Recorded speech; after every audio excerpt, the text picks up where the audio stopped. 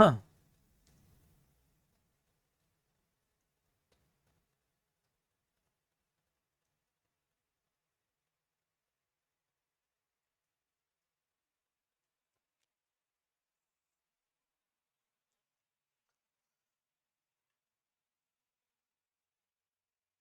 नमस्कार मित्रों, कैसे हैं आप सब? आनंद में सभी को राम राम। हमारा रामबाण का जो सीरीज है, प्रीवियस ईयर के क्वेश्चंस व अन्य सभी महत्वपूर्ण क्वेश्चनों का समावेश करते हुए हर टॉपिक को हम बड़े विस्तृत रूप से समझते और करते हुए चलते हैं। इससे दो लाभ होते हैं। एक तो टॉपिक की आपको समझ होती जाती है, साथ साथ रिवाइज होता जाता है, और उसके जो जितने भी इंपॉर्टेंट एस्पेक्ट्स हैं वह भी आप साथ साथ क्वेश्चनों के समझते चले जाते हैं। चलिए, हमारे रामबाण सीरीज में इससे जो पहले वाला पुरातात्विक स्थल वाला पार्ट हम कर रहे थे, उसमें हमने पार्ट 2 का हमने आधे 30 प्रश्न कर लिए, तो उसमें 20 प्रश्न और बच रहे थे। आज हम उस 20 प्रश्न को और कंप्लीट कर लेते हैं। फिर नेक्स्ट सेशन अपना जो 50 क्वेश्चंस वाला होगा, वो पुरातात्विक स्थलों का अंतिम वाला एमसीक्यू का अपना डिस्कशन का वो सेशन रहेगा। उसमें अपने ऑलमोस्ट सभी इंपॉर्टेंट, सभी 99% नहीं 100% जो important question previous year exam में आए हुए हैं वो सभी कंप्लीट हो जाएंगे। चलिए, आज का सेशन स्टार्ट करते हैं। ये वाला क्वेश्चन 30 तक हमने कर लिया था, आज से आगे करेंगे 31। गिलुंड सभ्यता पर आ गए थे हम। तो ये प्रश्न आपके पास है, गिलुंड सभ्यता के अवशेष किस युग के हैं? आराम से सोचना है, फिर आपको इसका उत्तर देना है। इसके बारे में इससे पहले वाले सेक्शन में हमने पूरी तरीके से अच्छे से इस पर चर्चा कर ली थी। बिल्कुल सही कह रहे हैं आप। कौन सा? ताम्रयुगीन प्रस्तर, ताम्र प्रस्तर युग। इसके बारे में हमने क्या चर्चा करी थी कि गिलुंड राजसमंद जिले में बनास नदी के तट से कुछ दूरी पर एक ताम्रयुगीन सभ्यता थी, और जिसको हम नवपाषाण कालीन पुरातात्विक स्थल गुलिंड गिलुंड के नाम से जानते हैं। ये हमारी बात हो गई थी। और इसमें एक पॉइंट था 1957-58, 1957-58 बीबी लाल, हाँ, बीबी लाल द्वारा इसका उत्खनन कराया गया था। ठीक है ना? यहाँ पर एक टीला है जिसका नाम है मोडिया नगरी। हाँ, मोडिया नगरी। उस टीले का संबंध हम ये कहते हैं किससे है? गिलुंड सभ्यता से है। क्लियर है ना? और आहड़, कई बार आप कंफ्यूज होते हैं, सब आहड़ भी तो वही उदयपुर के आसपास है। और ये ध्यान रखना, यहाँ भी आहड़ युगीन सभ्यता का प्रसार था। एक और इम्पोर्टेंट बात का इसमें हमने चर्चा करी थी कि यहाँ पर चूने के प्लास्टर और कच्ची दीवारों का भी प्रयोग होता था। अच्छा, और क्या था? और गिलुंड में रेड एंड ब्लैक रंग के मृदभांड मिले थे। अच्छा, एक और इम्पोर्टेंट बात मैंने आपको लास्ट में बताई थी।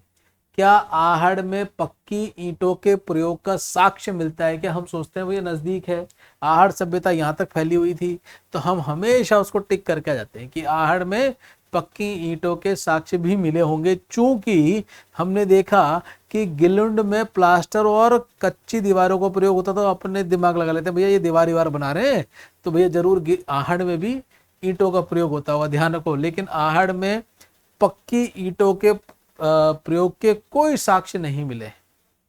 क्लियर? दूसरी बात, लेकिन इसी के विपरीत गिलुंड में पक्की ईंटों का प्रयोग बहुतायत से हुआ है।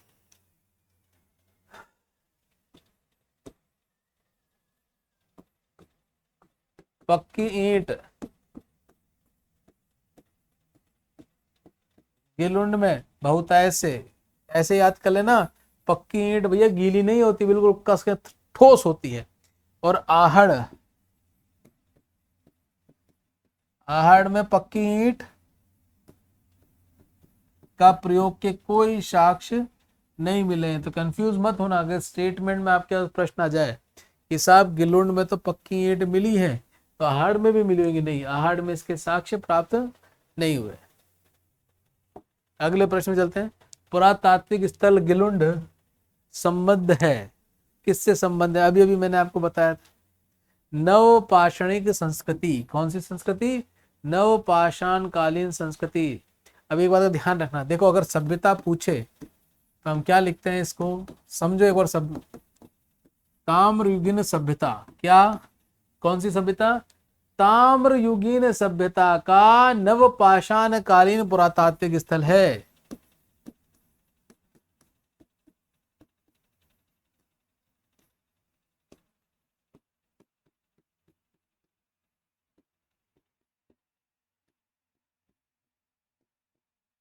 ताम्रयुगीन सभ्यता का नवपाषाण कालीन पुरातात्विक स्थल कौन सा है? गिलुंड है। इसका उत्तर हो जाएगा नवपाषाण कालिक। अगला, माध्यमिका नगरी किस जिले में स्थित है? अब चेंज हो गया, अगला स्थल आ गया, अगला अपना पुरातात्विक स्थल आ गया, माध्यमिका नगरी। अच्छा प्रश्न है, खूब पूछा जाता है। कहां पर? बिल्कुल सही सोच रहे हैं आप, चित्तौड़। वर्तमान में इसका नाम क्या है ना? आगे नाम भी क्या लग रहा है? नगरी। वर्तमान में हम इसको क्या बोलते हैं? नगरी नाम से जानते हैं। चित्तौड़ से बेसिकली ये 10 से 12 किलोमीटर दूर स्थित है। और एक बात का ध्यान रखना, माध्यमिका ये जो नगरी है, यहाँ पर आपको बौद्ध और वैष्णव मूर्तियों के लिए इसकी प्रसिद्धि प्राप्त है।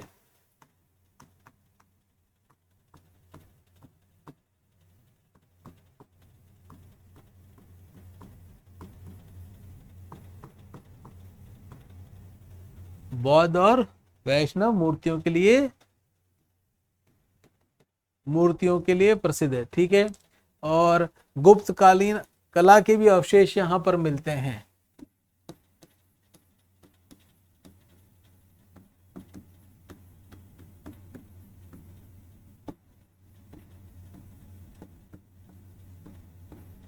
गुप्तकालीन कला के अवशेष भी मध्यमिका नगरी में हमें प्राप्त होते हैं। क्लियर है? ठीक है। अच्छा, इसमें एक आता है उत्खनन। उत्खनन किसने किया था? सर्वप्रथम इसका उत्खनन डॉक्टर भंडारकर ने किया था। किसने किया था? डॉक्टर भंडारकर ने किया था। और आजादी से काफी पहले 1904।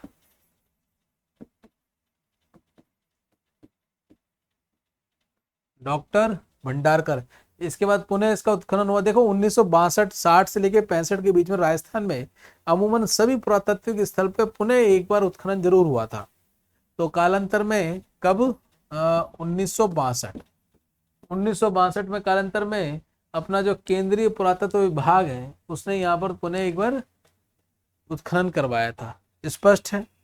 सबसे पहले किसने कराया था? डॉक्टर भंडारकर ने कराया था। कालांतर में केंद्रीय पुरातत्व विभाग, बाद में ASI। क्लियर? मध्यमिका नगरी वर्तमान नाम नगरी है, चित्तौड़गढ़ से 10-12 किलोमीटर दूर स्थित है। यहाँ पर बौद्ध और वैष्णव मूर्तियों के लिए इसको प्रसिद्धि प्राप्त है। गुप्तकालीन कला के यहाँ पर अवशेष मिले हैं। उत्खनन किया था 1904 में अपने ये डॉक्टर भंडारकर जी ने। कालांतर में 1962 में पुरातत्व विभाग द्वारा भी इसमें फिर उत्खनन कार्य किया गया। चलिए आगे। राजस्थान राज्य के पुनर्गठन से पूर्व सर्वप्रथम सन 1934 में ताम्र सामग्री की प्राप्ति का स्थान है। और वो देखो क्वेश्चन में क्या पूछा था? और वो पर्वतसर तहसील का गांव है। बताओ क्या करें इनका? ताम्र सामग्री का प्राप्ति का स्थल 1934। दीजिए साहब, उत्तर दीजिए। किंसारिया, कुराड़िया, कीतलसल, कालेड़ टड़ा। कालेड़ टड़ा। देखो मित्र, इसका उत्तर है कुराड़ा। कुराड़ा नागौर स्थित कुराड़ा ग्राम में पुरातत्व सर्वेक्षण विभाग के द्वारा 34 में इसका उत्खनन किया गया था। अगला, किसी जिले में बालाथल सभ्यता स्थित है? बालाथल के बारे में भी देख लेते हैं। अब देखो, गिलुंड हो गया, आहड़ हो गया, बालाथल हो गया, ये हमारे उदयपुर के आसपास देखने को मिलती है। हाँ, चित्तौड़, उदयपुर, मेवाड़ में हमारे देखने को मिलती है। बालाथल सभ्यता कहाँ है? बिल्कुल सही आपने कहा, उदयपुर है। कहाँ मित्र? बिल्कुल सही बोला आपने, उदयपुर है। एक मिनट मित्र, इसका रिमोट ले लेता हूं मैं, फिर अपन को भाग भाग के इसको आगे पीछे रिमोट से ही कर देंगे। बालाथल सभ्यता, क्या बालाथल सभ्यता, इसके बारे में थोड़ी चर्चा कर लें। ये कहाँ पड़ती है साहब? उदयपुर से लगभग 40 किलोमीटर के आसपास पड़ती है। उदयपुर से लगभग 40 किलोमीटर दूर है। और तहसील का नाम है बल्लभ नगर।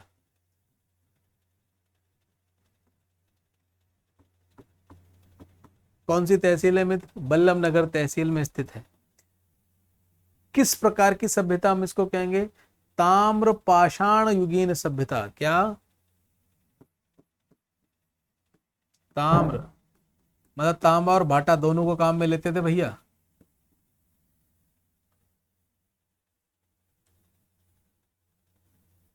ताम्रपाषाण युगीन सभ्यता। कौन सी? ताम्रपाषाण युगीन सभ्यता का मैंने जैसे आपको आगे बताया था,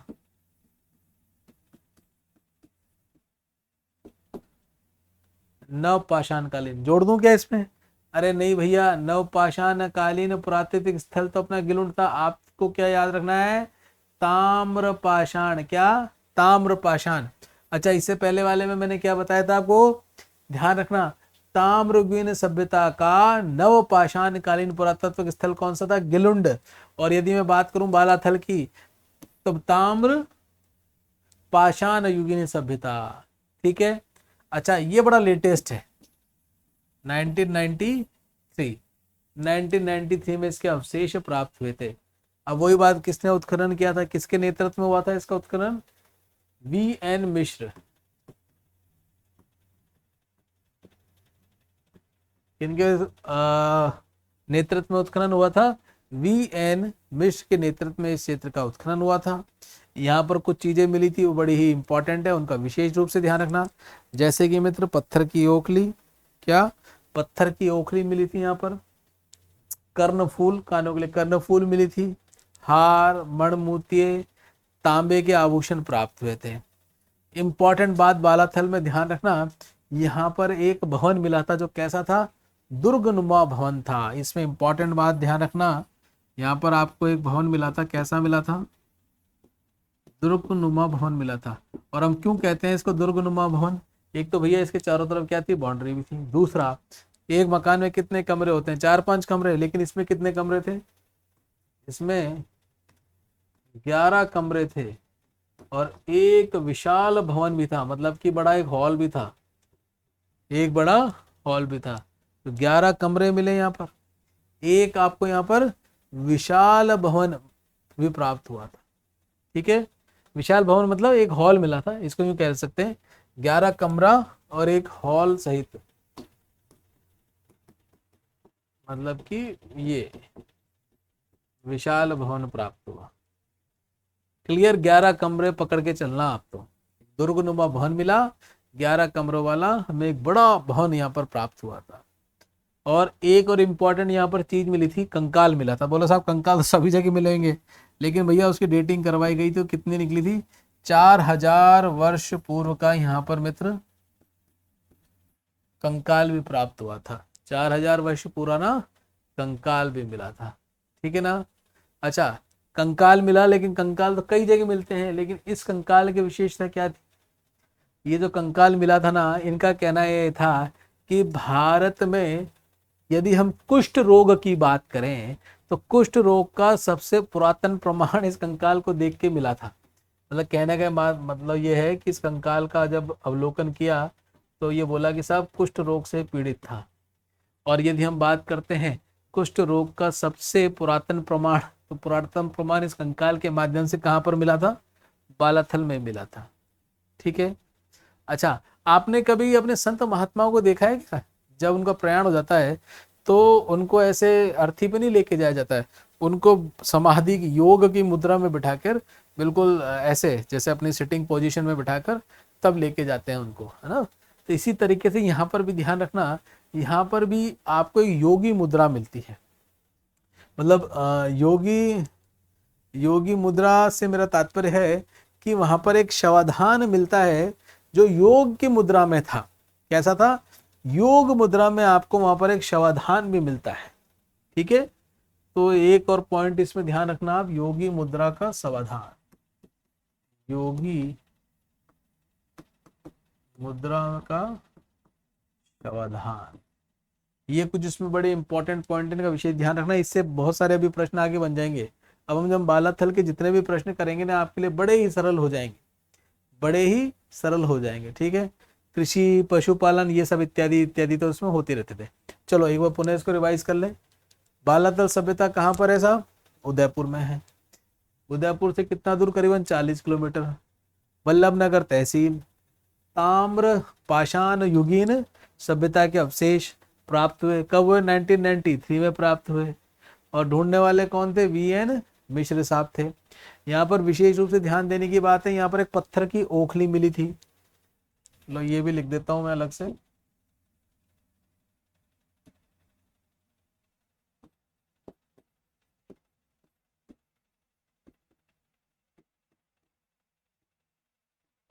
पत्थर की ओखली और कर्णफूल, इनको विशेष रूप से ध्यान रखना। पत्थर की ओखली मिली थी, कर्णफूल मिला था, मृदंग की मूर्तियां मिली थी, तांबे के आभूषण प्राप्त हुए थे। एक और इम्पोर्टेंट बात, दुर्ग नुमा भवन मिला था जिसमें 11 कमरे थे, बड़ा भवन था। एक कंकाल मिला था 4000 साल पुराना, और इसी कंकाल के माध्यम से हम कह सकते हैं कि भैया कुष्ठ रोग का सबसे प्राचीनतम या पुरातन कोई प्रमाण है तो वो यही है, बालातल सभ्यता से मिलता है हमें। और योगी मुद्रा में यहाँ पर एक शवधान मिला था। ये ऑलमोस्ट इसकी सारी इंपॉर्टेंट बातें इसमें आ चुकी।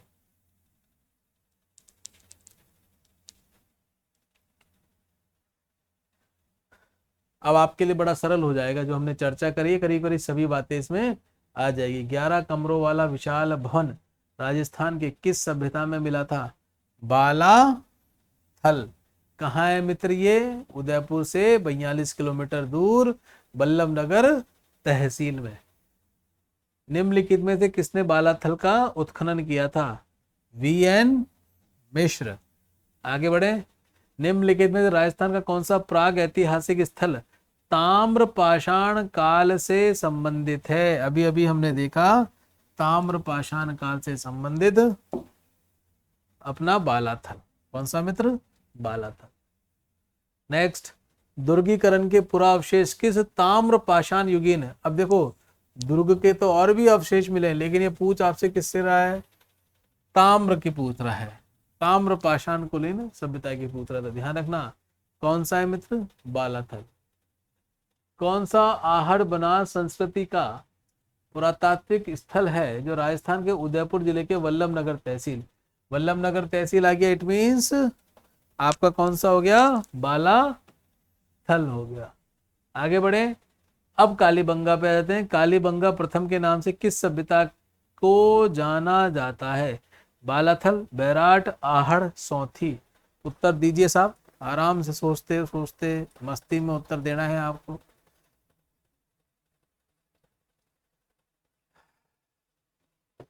देखो, कालीबंगा प्रथम मतलब उत्खनन होता है ना, तो सब ये पहले निकला, ये बाद में निकला। यदि मैं कालीबंगा प्रथम की बात करूं तो कालीबंगा प्रथम को किस नाम से जाना जाता है? सौंथी के नाम से जाना जाता है। क्लियर? और हमने इसके बारे में शायद चर्चा करी भी थी 1953 में। अमलानंद घोष, इसने अमलानंद घोष ने इसका उत्खनन किया था। नेक्स्ट प्रश्न, किस जिले में पुरातात्विक बागोर कस्बा स्थित है? सॉरी, बागोर। एक और सभ्यता देख लेते हैं, बागोर। बिल्कुल सही, बागोर भीलवाड़ा। इसके बारे में प्रमुख प्रमुख बात कर लें। देखो, ये भी जो भीलवाड़ा शहर है उसके करीबन 20-25 किलोमीटर दूर कोठारी नदी है, उसके किनारे भैया ये है आपको सभ्यता मिलती है। सभी नदियों के किनारे सभ्यता मिलती है। तो पहली बात ध्यान देने वाली बात है, भीलवाड़ा में ऐसा, भीलवाड़ा से वैसे ये लगभग 20-25 किलोमीटर दूर है। कोठारी नदी दूसरा पॉइंट इसमें, कोठारी नदी के किनारे। अगला पॉइंट देखो, क्या होता है जब भी उत्खनन होता है ना तो उस पॉइंट को एक नाम दे दिया जाता है। सामान्यतः ये टिले के रूप में होते हैं, फिर टिले को आप साफ करते हैं तो मालूम पड़ता है नीचे सभ्यता थी। आपको ध्यान हो तो भी कल परसों न्यूज में आ रहा था, जो पुराना किला है दिल्ली में, उसके नीचे इंद्रप्रस्थ की जबरदस्त वहां आर्कियोलॉजिक साइट्स की फाइंडिंग हुई है। देवी देवताओं की मृण की मूर्तियां मिली हैं, सोप स्टोन के गणेश जी मिले हैं, बकायदा वहां के धरातल के नीचे एंगुलर रूप में फॉर्मेशंस मिले हैं। तो भैया जो इतिहासकार हमको पढ़ाते रहते थे उस पर उन्होंने हमारे मिट्टी डलवा दी थी, कभी गर्व नहीं करने दिया। तो ये जितनी भी आप कहीं पर भी आप चल जाइए, सामान्यतः जहाँ पर भी कोई इस्लामिक आपको टेम्पल, इस्लामिक आपको स्ट्रक्चर मिलेगा, उन्होंने संस्कृति के मान मर्दन के बिंदुओं को ध्वस्त करके ही उस पर उसका मीनार खड़ी करी है उनने। तो आप खोदेंगे तो आपको डेफिनेटली वहां पर अपने मंदिर के अवशेष मिलेंगे मिलेंगे वहां तो, लेकिन पूरा किला इंद्रप्रस्थ का मिलेगा। अभी तो आप देखे जाओ। भीलवाड़ा, क्या? भीलवाड़ा, कोठारी नदी, और उस साइड को क्या बोलते हैं? महासतिया का टीला।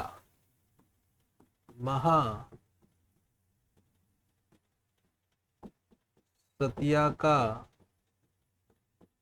टीला, क्या महा सतिया का टीला है। अब किसने खोजा था? वीएन मिश्र, वीरेंद्र नाथ मिश्र।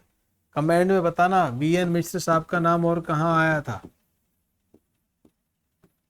वीएन मिश्र, और वही 65 के आसपास से इन्होंने बेसिकली इसका उत्खनन किया था। 1967, इसको एक बार चेक कर लेंगे, लेकिन यही है, ठीक है। 1967 में इन्होंने उत्खनन किया था। और यहाँ पर बागोर में प्रस्तर काल के, हाँ प्रस्तर युग के आपको माइक्रोलिथिक उपकरण मिले थे। माइक्रोलिथिक मतलब छोटे, हाँ, जैसे कि पत्थर में छेद करने के लिए आपको वहां पर टुकड़े मिले थे। और इम्पोर्टेंट बात ध्यान रखना, गाय के अवशेष मिले थे। अब गाय के अवशेष मिले तो बैल के तो मिलेंगे ही मिलेंगे, तो गाय के अवशेष मिले थे, बैल के अवशेष मिले थे, और सुअर सुअर आदि की हड्डियां भी यहाँ पर अवशेष के रूप में प्राप्त हुई थी। और बागोर सभ्यता के लिए सबसे इंपॉर्टेंट बात हम कहते हैं कि यदि आपको कृषि और पशुपालन के प्राचीनतम साक्ष्यों की बात करनी है तो कृषि और पशुपालन के प्राचीनतम साक्ष्य हमें बागोर में ही मिलते हैं।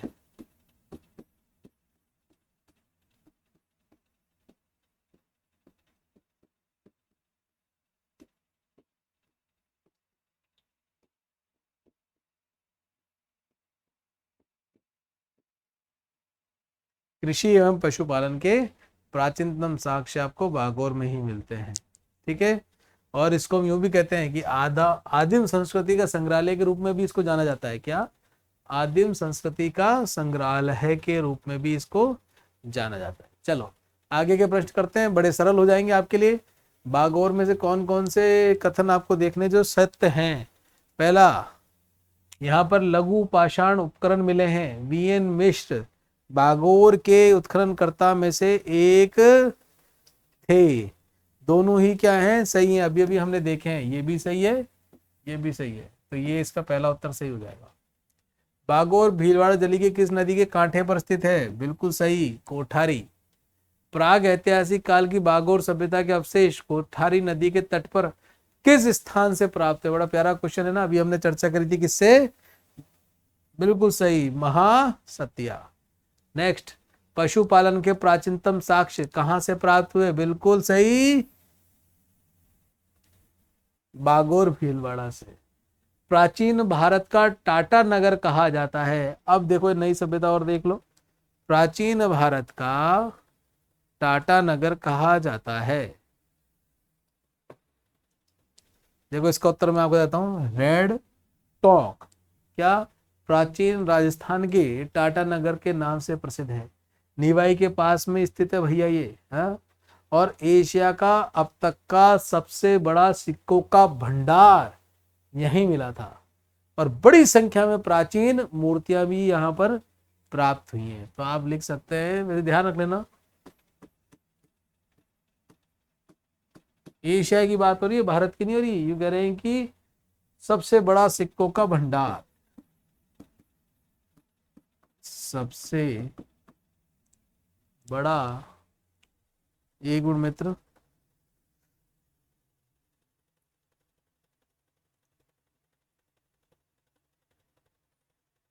Hello hello.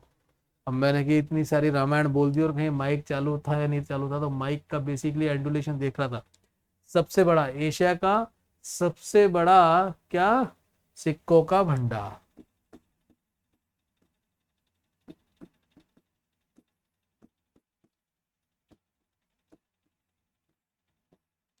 एशिया में सबसे बड़ा सिक्कों का भंडार कहाँ मिला है? यहीं पे मिला है। और इम्पोर्टेंट बात क्या है यहाँ पर? प्राचीन मूर्तियां तो मिली ही मिली है।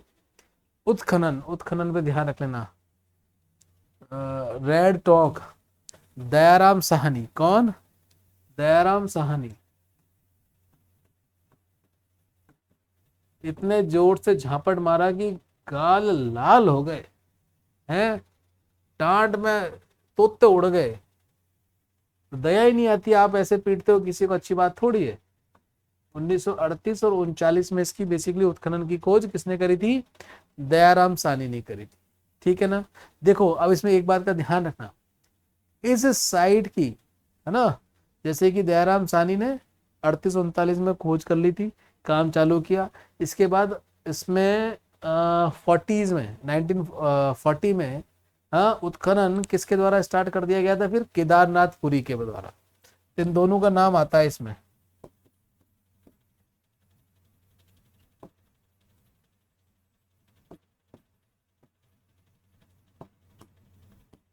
डॉक्टर केदारनाथ पुरी, इनका भी नाम इसमें विशेष रूप से ध्यान रखना।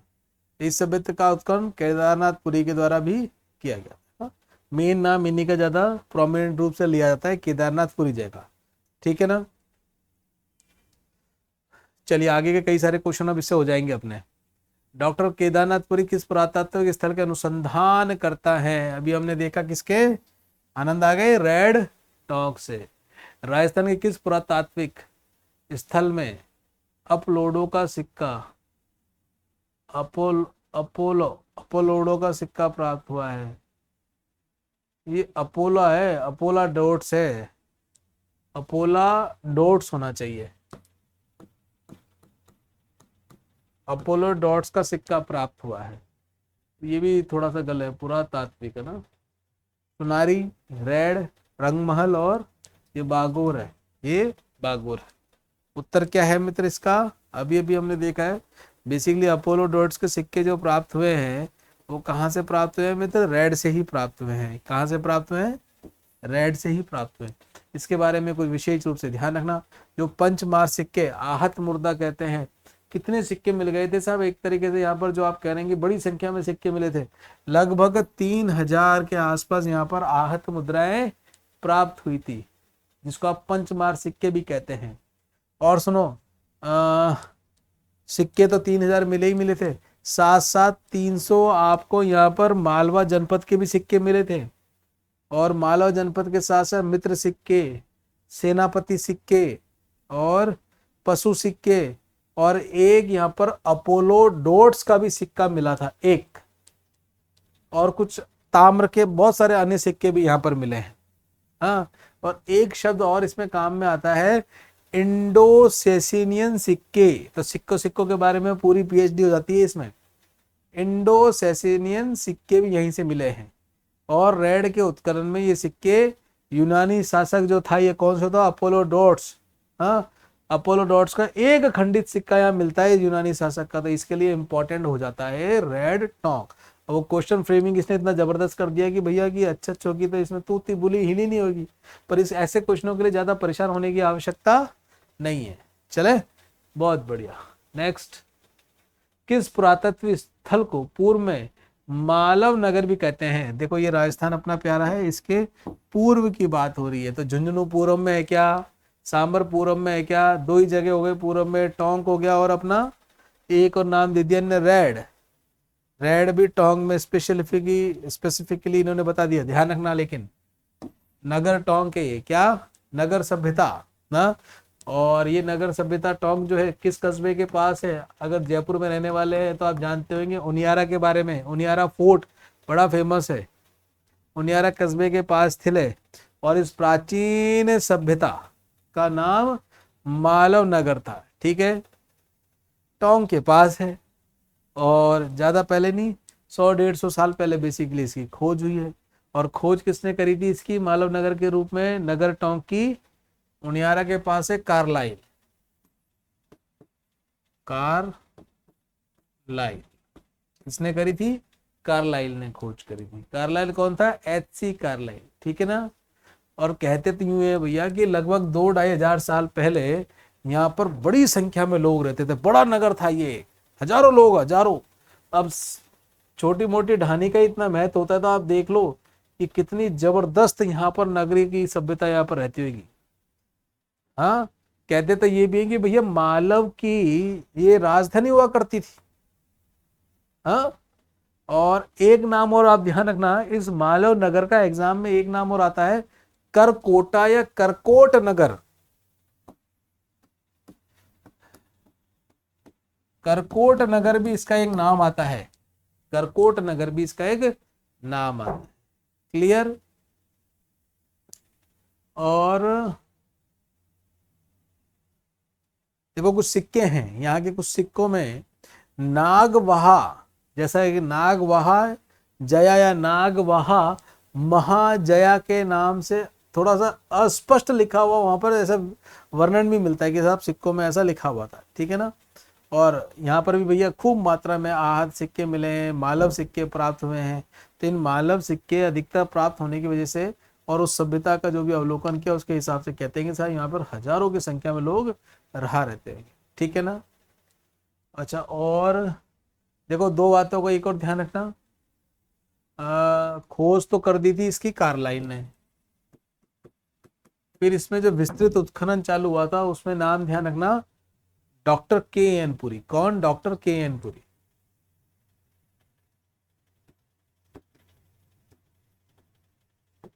चलिए, बाकी अभी हम इसके प्रश्न करेंगे। जो हमारा तीसरा पार्ट रहेगा पुरातात्विक स्थलों वाला, उसमें इससे संबंधित सभी प्रश्न आ जाएंगे। ये जो हमने चर्चा करी है इससे निम्नलिखित भी सारे प्रश्न आपको उसमें देखने को मिल जाएंगे। चलो मित्रों, बहुत बढ़िया, हमारा ये पुरातात्विक स्थल वाला दूसरा वाला पार्ट बड़ा शानदार तरीके से पूरा हुआ। तीसरा करेंगे, तीसरा कंप्लीट करेंगे, उसके बाद आप ये मान के चलना पुरातात्विक स्थल के आपने सभी महत्वपूर्ण सारे प्रश्न कर लिए हैं। जितने भी फैक्ट मैंने आपके साथ डिस्कस करे हैं, एटलीस्ट ये तो आपको अच्छे से याद होने ही होने चाहिए। इनसे आप अगर 4 प्रश्न इससे रिलेटेड कहीं मिलते हैं तो आप आसानी से 2 या 3 तो प्रश्न कर लेंगे। ठीक है मित्र, चलो राम राम।